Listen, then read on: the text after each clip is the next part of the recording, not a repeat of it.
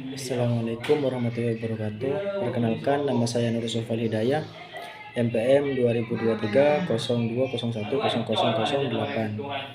Eh, dari kelompok 5. Saya akan memaparkan 5 materi yang pas di LTA.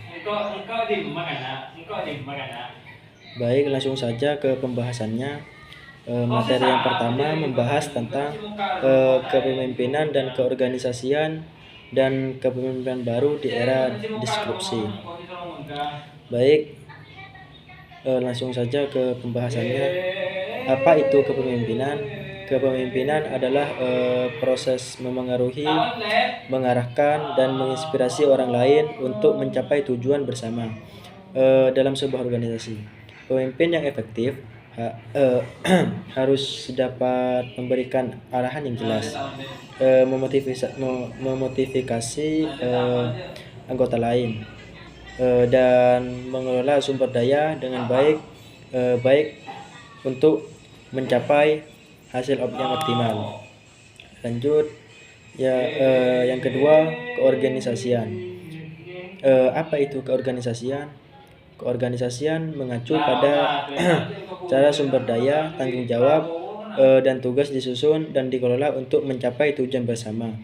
Dalam konteks organisasi modern, keorganisasian tidak hanya mengatur bagaimana struktur kerja dibangun, tetapi juga bagaimana organisasi beradaptasi dengan perubahan dan tantangan eksternal yang muncul. Lanjut, yang ketiga, kepemimpinan baru di era disrupsi. Apa itu kepemimpinan baru di era disrupsi? Yaitu era disrupsi merujuk pada perubahan besar yang terjadi akibat teknologi baru, globalisasi, dan perubahan sosial yang cepat. Dasar konteks ini, peran kepemimpinan sangat penting, dan pemimpin baru harus siap beradaptasi dengan tantangan yang ada.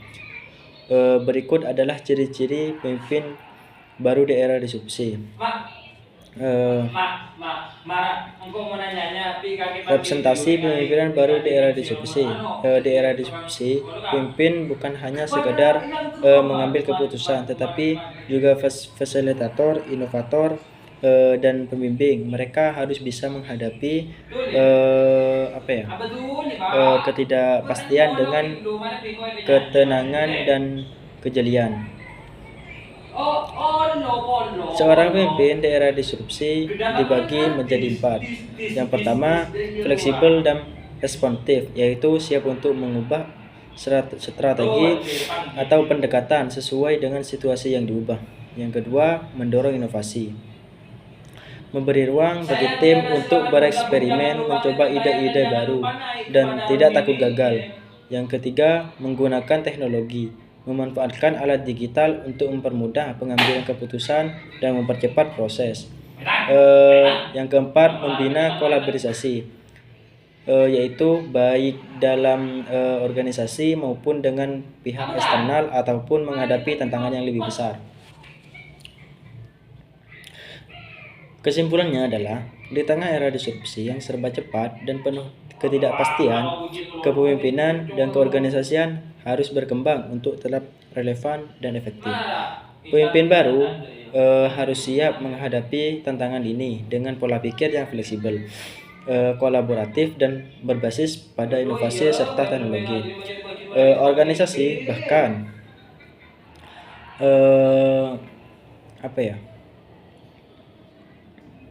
organisasi yang dipimpin oleh individu dengan karakteristik ini akan lebih mampu bertahan dan berkembang bahkan dalam menghadapi perubahan yang disruptif. Lanjut materi yang kedua. Materi yang kedua, teknologi cerdas. Teknologi cerdas dan tantangan dan potensi. Teknologi cerdas adalah teknologi cerdas yang sering disebut dengan smart teknologi, merujuk pada perangkat dan sistem yang menggunakan kecerdasan buatan atau AI Pembelajaran mesin atau machine learning dan sensor untuk meningkatkan efisiensi, otomatisasi, dan interaktivitas. Peran teknologi cerdas semakin berkembang di berbagai sektor kehidupan. Lanjut, tantangan potensi risiko. Namun meskipun teknologi cerdas menawarkan banyak manfaat, dan ada pula tantangan yang perlu dihadapi seperti isu privasi dan keamanan data, ketergantungan pada teknologi, serta dampaknya terhadap perkembangan manusia. Oleh karena itu, penting untuk mengembangkan kebijakan dan regulasi yang memastikan teknologi ini digunakan secara etis dan aman. Secara keseluruhan, teknologi cerdas berperan besar dan berbagai aspek kehidupan modern, membantu meningkatkan efisiensi, produktivitas, dan kualitas hidup, sekaligus memunculkan peluang baru untuk inovasi dan kemajuan dalam berbagai sektor.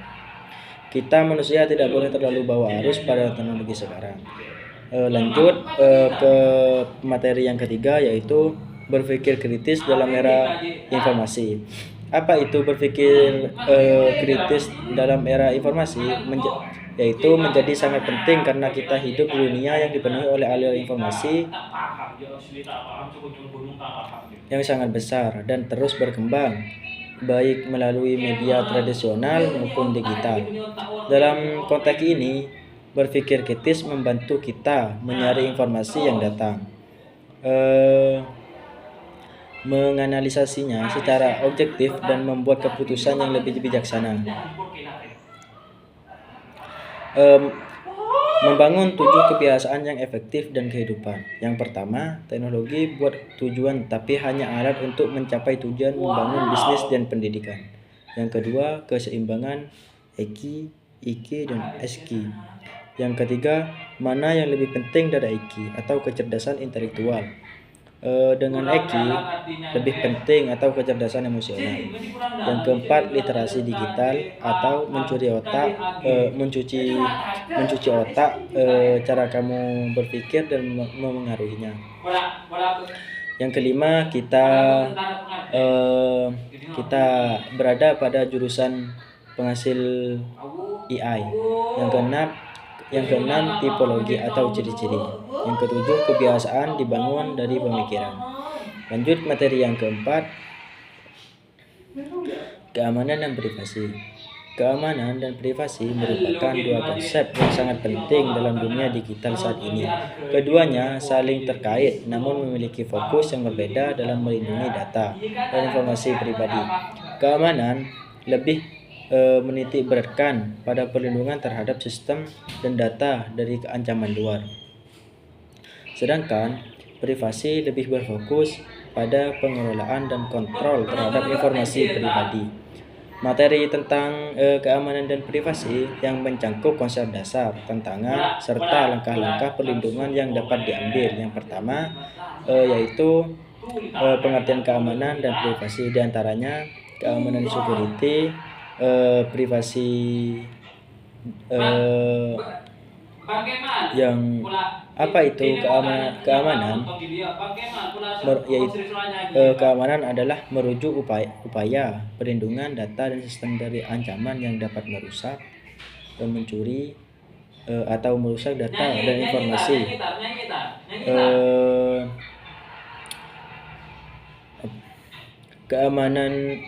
Keamanan ini melibatkan pengamanan perangkat keras, perangkat lunak, serta jaringan agar tetap terlindungi dari akses yang tidak sah, virus, atau malware. Yang kedua, privasi. Apa itu privasi? Privasi yaitu merujuk pada hak individu untuk mengontrol informasi pribadi mereka dan memastikan bahwa data tersebut tidak disalahgunakan,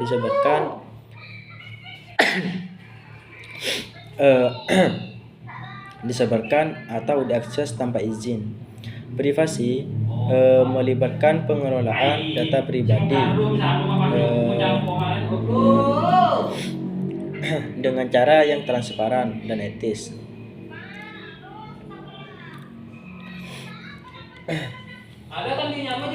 Beberapa isu terkait privasi meliputi pengumpulan data pribadi, yang kedua penggunaan data tanpa izin, yang ketiga pelacakan aktivitas pengguna. Penjelasannya, apa itu pengumpulan data pribadi? Yaitu penyimpanan informasi pribadi oleh berbagai layanan dan aplikasi. Yang kedua, penggunaan data tanpa izin. Penggunaan data pribadi untuk tujuan yang tidak disetujui oleh pengguna. Yang ketiga, pelacakan aktivitas pengguna, yaitu pengumpulan data tentang kebiasaan pengguna, lokasi, dan perilaku di internet tanpa izin. Kesimpulannya yaitu keamanan dan privasi merupakan dua aspek yang sangat penting di dunia digital saat ini. Keamanan bertujuan untuk melindungi data dan sistem dari ancaman eksternal, sementara privasi berfokus pada kontrol individu terhadap data pribadi mereka. Untuk menjaga keduanya penting bagi pengguna untuk memahami risiko yang ada, menerapkan praktik keamanan yang baik, serta memahami hak-hak privasi mereka agar dapat menggunakan teknologi dengan aman yang bijaksana. Lanjut, materi yang kelima yaitu jurnalistik. Apa itu jurnalistik? Jurnalistik adalah suatu disiplin ilmu dan praktik yang berfokus pada kegiatan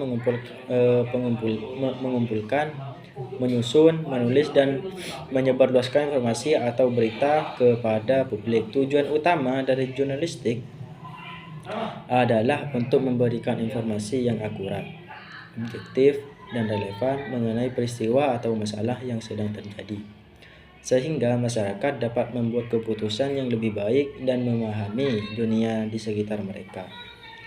Secara lebih spesifik, jurnalistik mencangkup berbagai bentuk media seperti surat kabar, majalah, televisi, radio, dan platform digital, termasuk situs web, berita, dan media sosial. Jurnalistik dapat dibedakan berdasarkan jenis dan tujuan pemberitaannya, seperti jurnalistik berita, opini, investigasi, hiburan, dan lain-lain. Tujuan jurnalistik yang pertama, memberikan informasi. Yang kedua, pendidikan publik. Yang ketiga, mengawasi kekuasaan. Yang keempat, meningkatkan ketertiban masyarakat. Yang pertama, memberikan informasi. Apa itu memberikan informasi? Memberikan informasi, jurnalistik bertujuan untuk memberikan informasi yang akurat dan terbaru kepada masyarakat tentang peristiwa atau isu yang relevan. Yang kedua, pendidikan publik. Jurnalistik juga berfungsi untuk mendidik masyarakat dengan memberikan wawasan tentang masalah sosial, politik, budaya, ekonomi, atau topik lain yang penting. Yang ketiga, mengawasi kekuasaan. Dalam peranannya yang sering disebut sebagai social control, jurnalistik membantu mengawasi dan mengkritisi tindakan pemerintah atau kekuatan besar lainnya dalam masyarakat. 4. Meninggalkan ketertiban masyarakat. Dengan menyediakan informasi yang objektif dan mendalam, jurnalistik mendorong masyarakat untuk lebih aktif terlibat dalam diskusi sosial, politik, dan budaya. Etika jurnalistik. Etika jurnalistik sangat penting untuk menjaga kepercayaan publik terhadap media dan jurnalis itu sendiri. Beberapa prinsip etika jurnalistik yang umum diikuti antara lain: yang pertama, kebenaran. Jurnalis harus berkomitmen untuk menyampaikan informasi yang benar dan akurat. Yang kedua, independensi, yaitu jurnalis harus bebas dari pengaruh pihak luar atau konflik kepentingan dalam melaporkan berita. Yang ketiga, keadilan dan objektivitas, yaitu informasi harus disajikan tanpa bias dengan memberikan ruang yang adil bagi semua pihak yang terlibat dalam peristiwa atau isu. Yang keempat, tanggung jawab, yaitu jurnalis harus menjaga privasi individu kecuali jika kepentingan publik yang lebih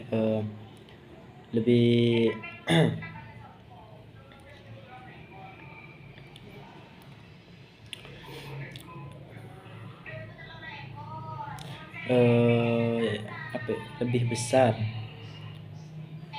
yang mengharuskan mereka untuk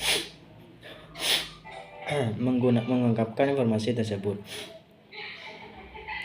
Kesimpulannya adalah jurnalistik merupakan praktik penting dalam menyampaikan informasi kepada masyarakat dengan cara yang akurat, objektif, dan jelas. Melalui jurnalistik, publik bisa mendapatkan informasi yang membantu mereka memahami berbagai peristiwa dan isu yang terjadi, serta memberikan dampak signifikan pada pengambilan keputusan sosial, politik, dan ekonomi. Baik, cuman itu yang bisa saya maparkan. Kurang lebihnya mohon maaf. Saya Nurul Sofyan Hidayah izin pamit. Assalamualaikum warahmatullahi wabarakatuh.